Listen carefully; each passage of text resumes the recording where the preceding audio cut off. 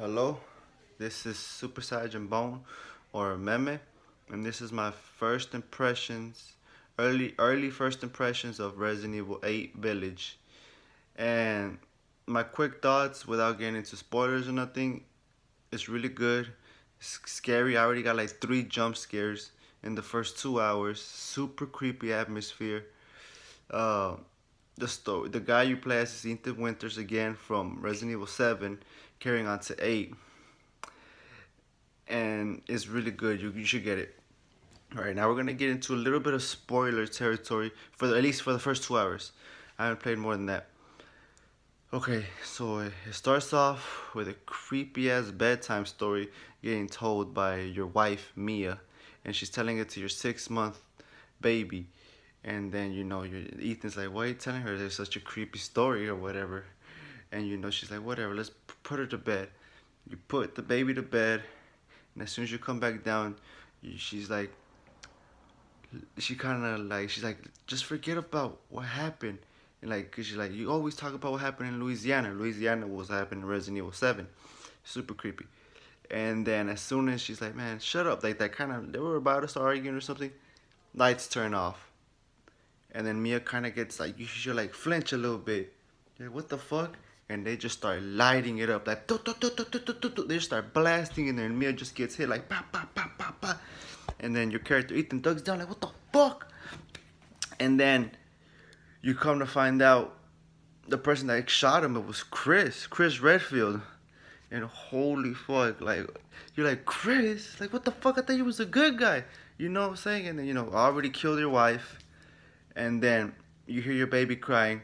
They took your baby, 6-month-old baby. They took it, and then he's like, Chris, what the fuck are you doing? And then he's with his homeboys from the military. They knock your ass out.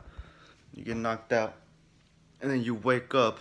And when you wake up, the people that abducted you or kidnapped you are dead. Like you wake up, there's a guy already dead right there.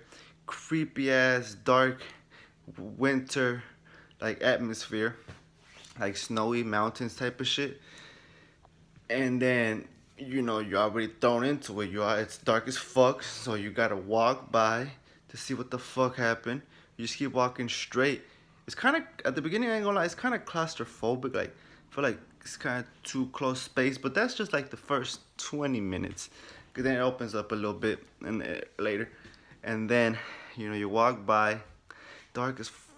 You see some crows. The first thing you do is dead. You see dead crows hanging from trees, and you're just walking, and there's one crow. That's the first jump scare I had. There's a crow, and that motherfucker started moving. I was like, "Oh, that bitch is still alive."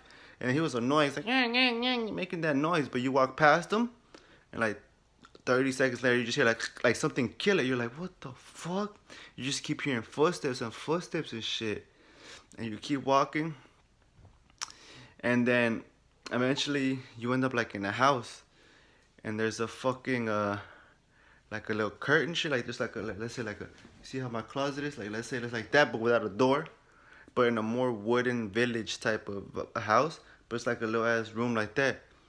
And you walk to it, and then the motherfucker with a gun just boom, he shoots like he was hiding there. He's like, "What the fuck?"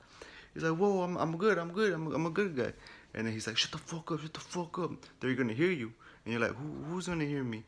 And then he's like, "You got a gun?" He's like, why would I have a gun?" And then, he gives you his pistol. He had a shotgun. Bitch should have gave me his shotgun. He gives you his pistol.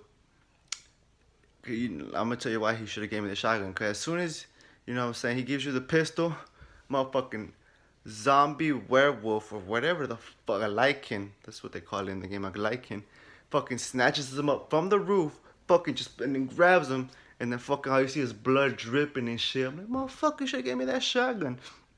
And then your character's looking up, and this is my second jump scare.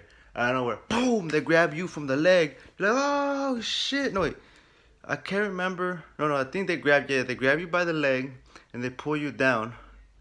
And also, around, I can't remember if it was after or during, another zombie comes and tries to bite you, but you block it or whatever. But when you block it, like, he bites off like your hand, like this part of your hand, like 2 fingers, and like you see it's nothing but bone and shit, and it ain't nothing like you finna fix it. That shit's gone. Like from what I played so far, that motherfucker's still missing that part of his hand. So yeah, it's pretty crazy. But at the same time, if you play Resident Evil 7, you already know Ethan is tough. That motherfucker got his hand chopped off with a chainsaw or some shit. That motherfucker is tough. And like Dashy Games said, like that motherfucker's brave as fuck. I wouldn't be doing all that shit he doing. Going to some creepy ass shit, especially in the Louisiana game. Okay, anyways, back to 8. Yeah, that boy Ethan tough. And then, dude, dude, oh, you know how people would say it gives them Resident Evil 4 vibes? I would agree with that because the beginning of Resident Evil Village and Resident Evil 4, at least like the first 40-ish minutes, have a lot of similarities because do you remember in Resident Evil 4 you would go to the village and all those villagers would try to attack you? It's kind of and then you would end up finding a shotgun. The same shit happens here. You gotta survive until for a certain amount of time, and then you find a shotgun. So it gave me the same vibe because then you find a shotgun just like on Resident Evil 4, and then instead of a chainsaw, dude, nah, in Resident Evil 8, you're not gonna kill this motherfucker. It's a big ass, like, super fucking werewolf zombie motherfucker with a hammer and shit. The motherfucker came in, boom! And then, what I'm saying, you gotta just survive, run around, survive. You know, what you call it? What one weird thing is, those motherfuckers get in your face a lot. They fucking like they roar at you a lot and shit. But eventually, they pin you down. Well, I don't know if it was like when they shot you in the knee with an arrow.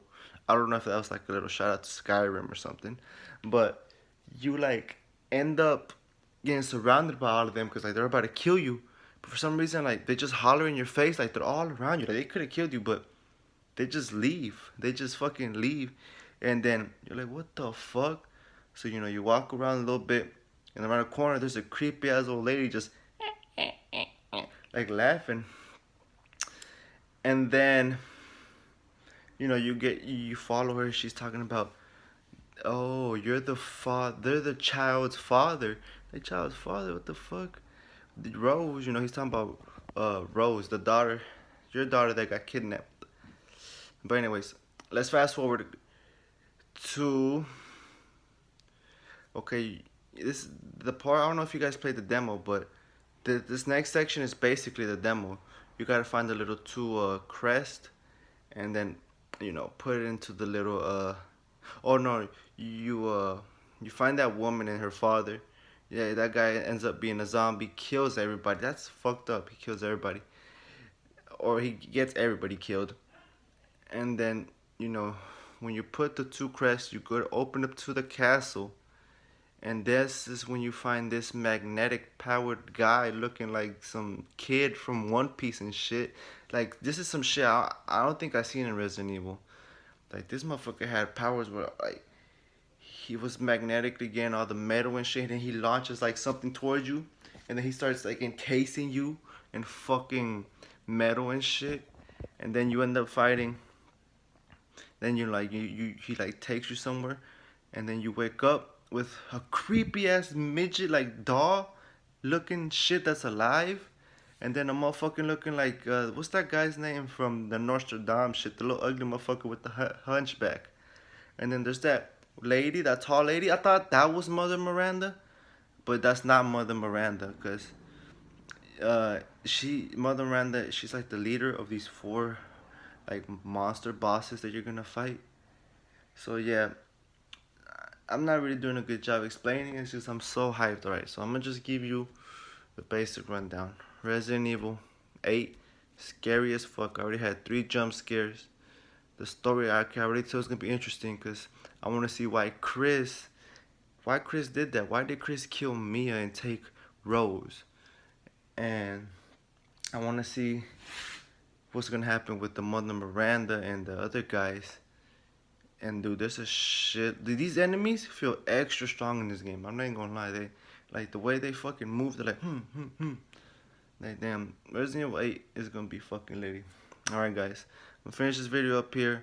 I know it's kind of rough or whatever, but I'm gonna do my review probably next week because it's gonna take me at least a week to beat it. And yeah, you know what I'm saying? Like, subscribe. Meme Bone, Super Saiyan Bone out.